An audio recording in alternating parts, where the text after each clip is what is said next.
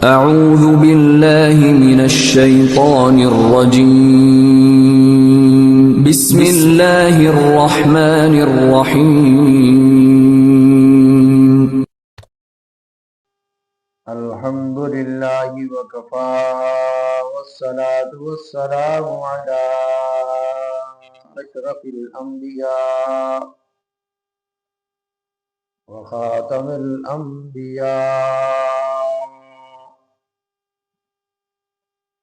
اما بعد فاعوذ باللہ من الشیطان الرجیم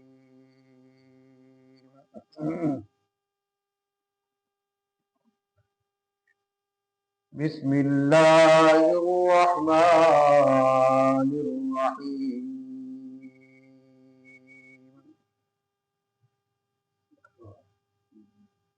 قل اندعو من دون اللہ ما لا ينفعنا ولا يضرنا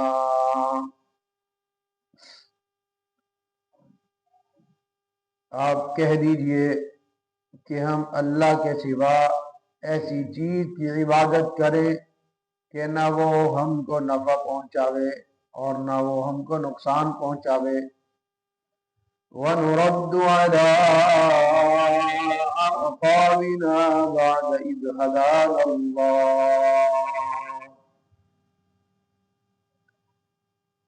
کیا ہم الٹے پھر جائیں بعد اس کے کہ ہم کو اللہ تعالیٰ نے ہدایت کر دی ہے كَالَّذِي اسْتَهْوَتْهُ الشَّيْطَانُ فِي الْأَرْضِ حَيْرَانَ لَهُ جیسے کوئی شخص ہو کہ اس کو شیاطین نے کہیں جنگل میں بے راہ کر دیا ہو اور وہ بھٹکتا پھرتا ہو اصحاب يدعونه الى الهدى ائتنا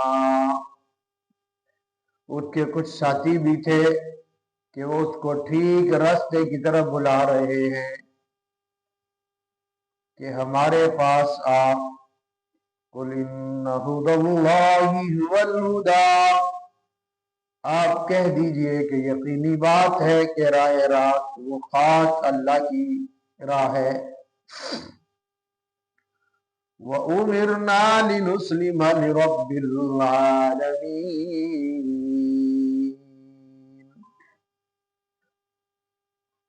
اور ہم کو یہ حکم ہوا ہے کہ ہم پورے متی ہو جائیں پروردگار کے وَأَنْ أَقِيمُوا الصَّلَاةَ وَاتَّقُوهُ اور یہ کہ نماز کی پابندی کرو اور اس سے ڈرو وَهُوَ الَّذِي إِلَيْهِ تُحْشَرُونَ اور وہی ہے جس کے پاس تم سب جمع کیے جاؤ گے وَهُوَ الَّذِي خَلَقَ السَّمَاوَاتِ وَالْأَرْضَ بِالْحَقِّ اور وہی ہے جس نے آسمانوں کو اور زمین کو باقاعدہ پیدا کیا وَيَوْمَ يَقُولُ كُن فَيَكُونُ اور جس وقت اللہ تعالیٰ اتنا کہہ دے گا کہ تو ہو جا بس وہ ہو پڑے گا قَوْلُهُ الْحَقُّ اس کا کہنا با اثر ہے وَلَهُ الْمُلْكُ يَوْمَ يُنفَخُ فِي الصُّورِ اور جب کہ سور میں پھونک مار دی جائے گی ساری حکومت خاص اسی کی ہوگی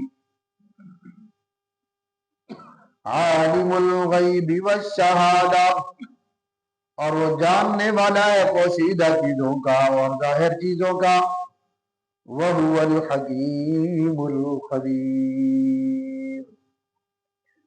اور وہ وہی ہے بڑی حکمت والا اور پوری خبر رکھنے والا ہے صدق اللہ العظیم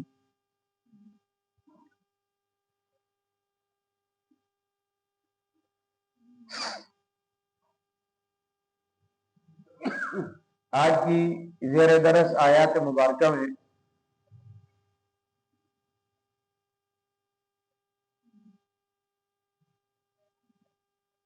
اللہ جل شانہ امن والہ نے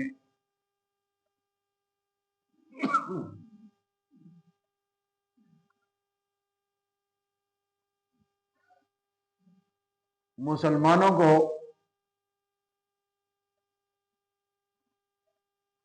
جنہوں نے ہر کڑے اور مشکل وقت میں اسلام کی آبیاری کے لیے، اسلام کی عظمت اور شان و شوکت کے لیے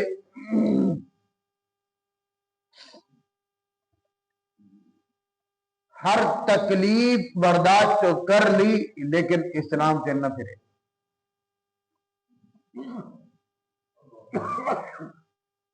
یہ ایک نہیں،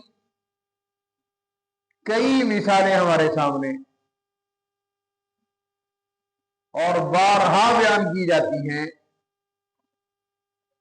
کرتے رہتے ہیں۔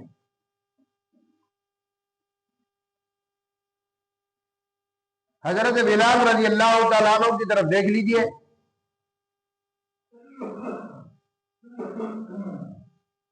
امیہ ہے جس کے غلام ہیں، اور اسلام لانے کی وجہ سے ان پر جو تشدد کرتا، جو ظلم کرتا،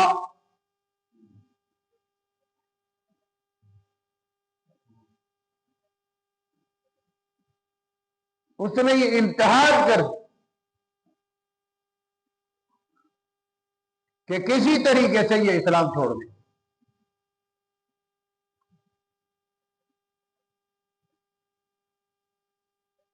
یہاں تک کہ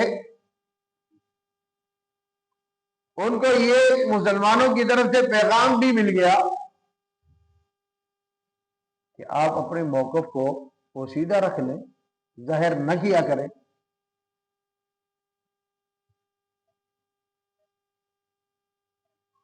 جب ان کے گلے میں رسی ڈال کر مکہ کی گلیوں میں گھسیٹا جاتا، گرم دھوپ کے اندر گرم ریت کے اوپر لٹا کر ان کے سینے پر پتھر رکھ دیا جاتا، اور ان کے جسم پر کوڑے برسائے جاتے، جیسے ہی کوڑے برستے وہ اتنا ہی شدت کے ساتھ اور قوت کے ساتھ اللہ احد کا نعرہ لگاتے کہ اللہ کے سوا کوئی معبود ہے ہی نہیں، اس کا کوئی شریک ہی کوئی نہیں ہے۔ آپ میرے جسم کے ٹکڑے تو کر سکتے ہو، میری کھال تو ادھیڑ سکتے ہو، میری زبان سے یہ نہیں نکلوا سکتے کہ اللہ کے سوا کوئی اور بھی معبود ہے۔ حضرت خباب رضی اللہ تعالیٰ عنہ کو دیکھ لو،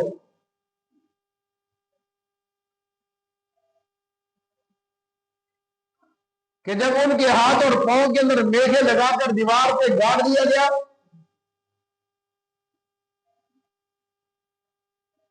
اور یوں کہا گیا اے خباب تمہیں ہم چھوڑ سکتے ہیں کہ صرف اتنا کہہ دو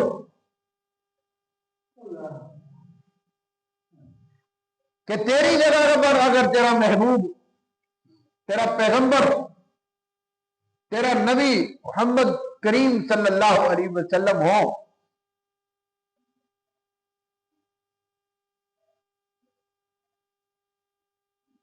تو ہم تجھے چھوڑ دیں۔ سونے کے پانی سے لکھے ہوئے جواب ارشاد فرمائے، کہا کم وقت تمہیں بھول ہے،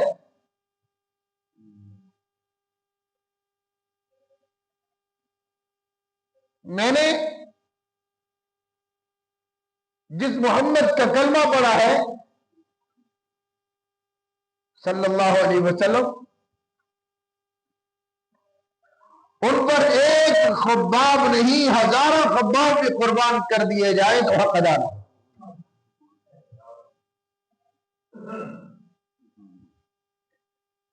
تم کہتے ہو کہ میری جگہ پر محمد کریم صلی اللہ علیہ وسلم ہو،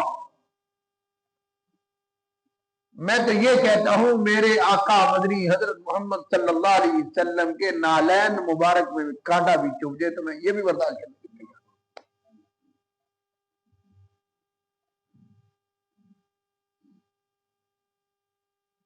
ان کافروں نے,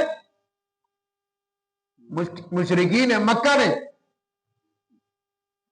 ان مسلمانوں کو اپنے مذہب میں آنے کی دعوت دے دی اور کہا کہ تم اسلام چھوڑ دو, اسلام یہ غریبوں کا مذہب ہے, ان کا آگے کوئی فیوچر نظر نہیں آ رہا,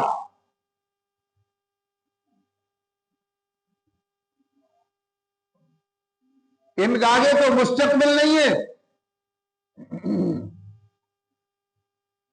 یہ جب تک تمہارے اندر محمد صلی اللہ علیہ وسلم موجود ہے تب تک یہ دین ہے, اس کے بعد ختم ہو جائے گا.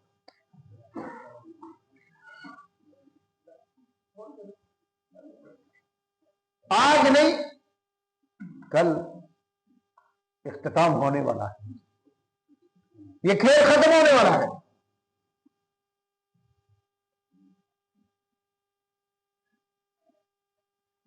اور یہ بھی کہتے کہ محمد کریم صلی اللہ علیہ وسلم کا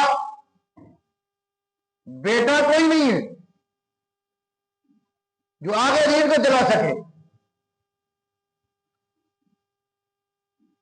ہم تو اس کے پیچھے لگے ہوئے, کسی وقت بھی ہم اس کو حملہ کر کے ختم کر دیں گے.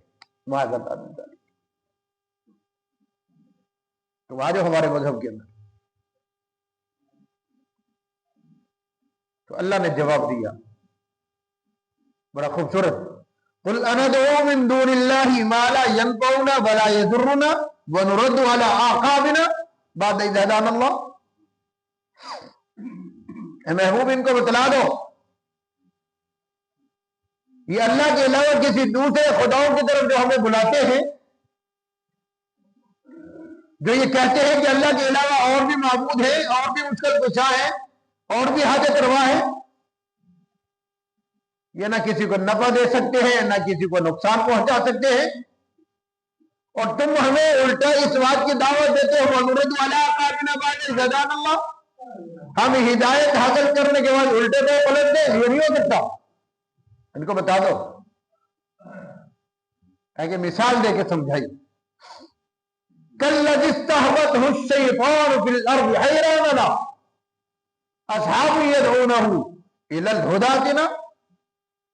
ان کی مثال ایسے ہے کہ ایک شخص جنگل کے اندر چلا گیا,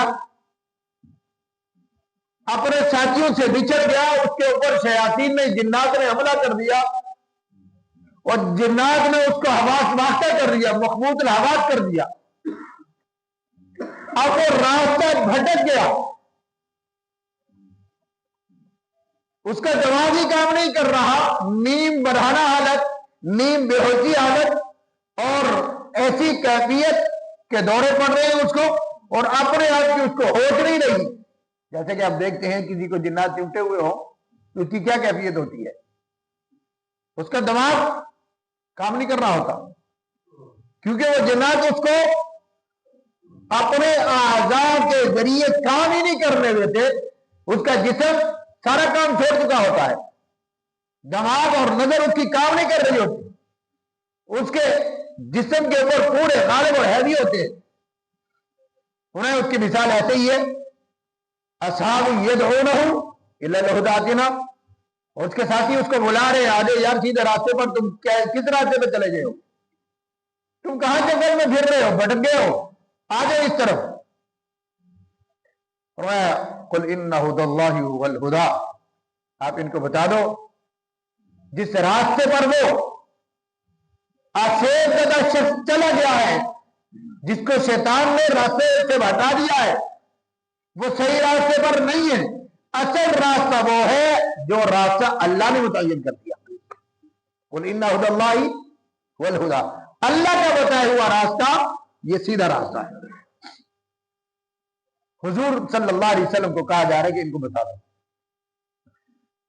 اور وَأُمِرْنَا لِنُسْلِمَ لِرَبِّ الْعَالَمِينَ، ہم ان کو یہ بتلا رہے ہیں کہ اللہ کی طرف سے ہمیں حکم یہ ہے کہ اسلام پر ڈٹے رہو اور اس رب ہی کو پروردگار مانو جس نے تمام جہانوں کو پالا اور پال رہا ہے. اس کے علاوہ اور کوئی راستہ نہیں ہے. اور اس میں ایک اور بات بھی مثال کے طور پر عرض کر دوں. ایک جنگ کے اندر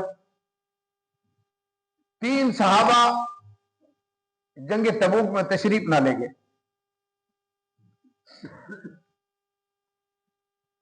وہ صحابی تھے، منافق نہیں تھے.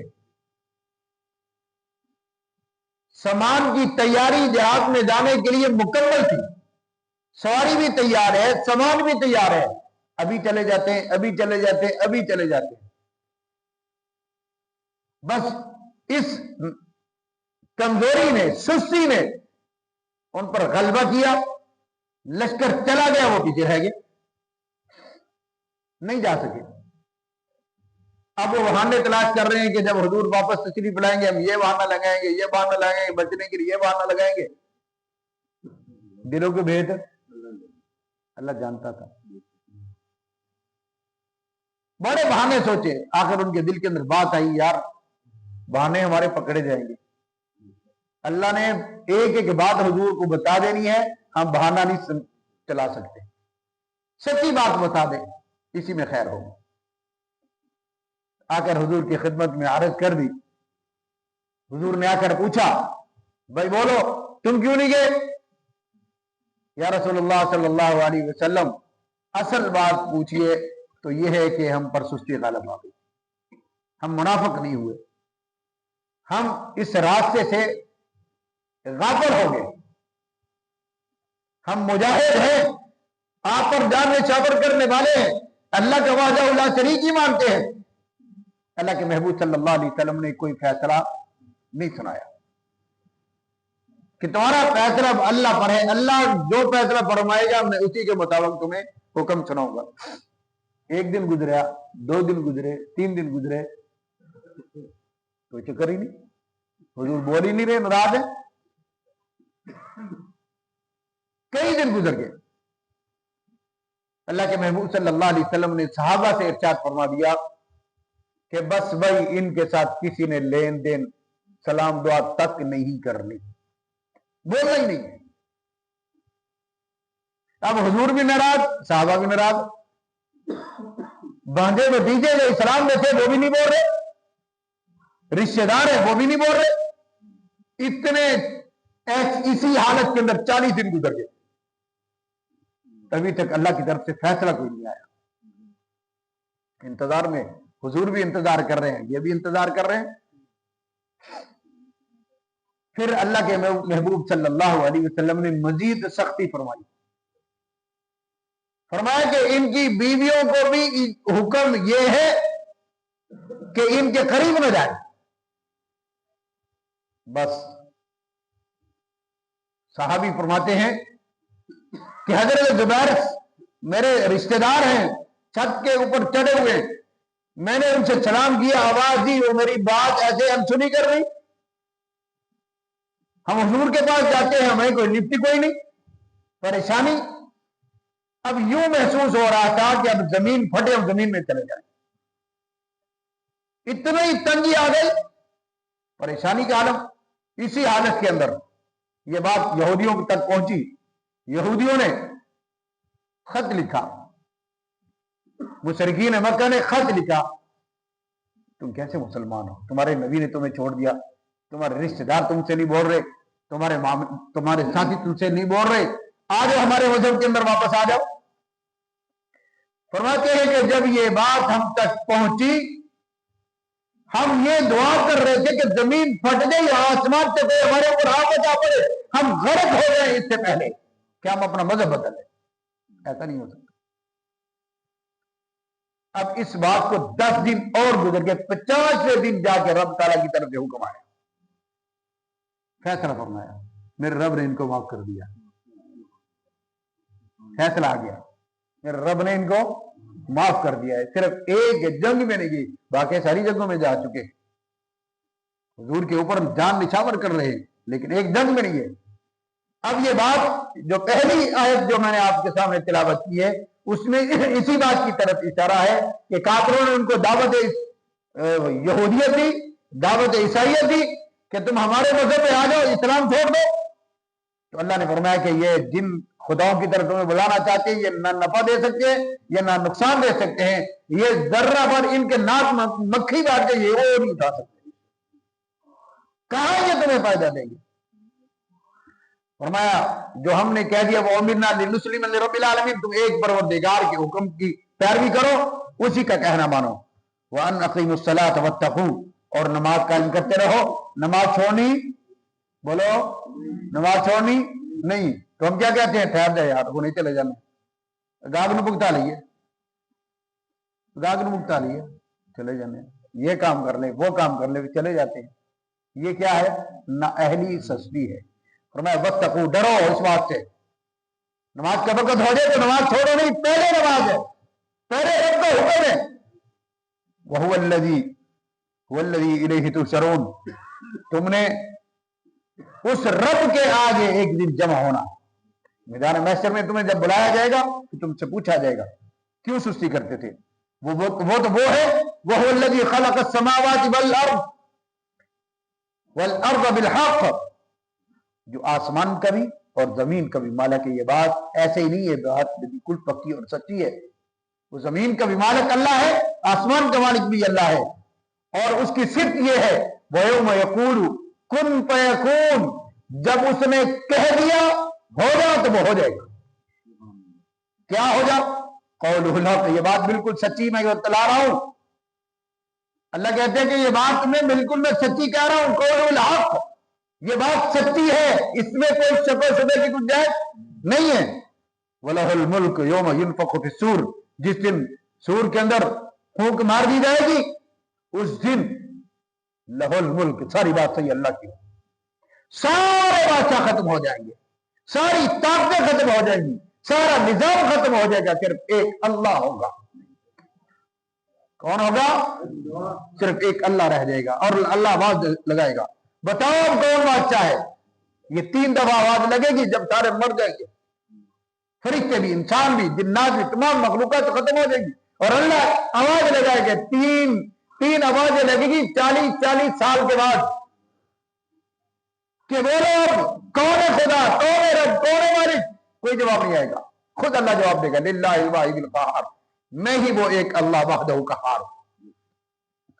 عالم الغیب والشہادہ, پوشیدہ باتوں کو بھی میں ہی جاننے والا ہوں, اور ظاہر باتوں کو بھی میں ہی جاننے والا ہوں, میرے علاوہ کوئی غیب کی خبریں نہیں جانتا.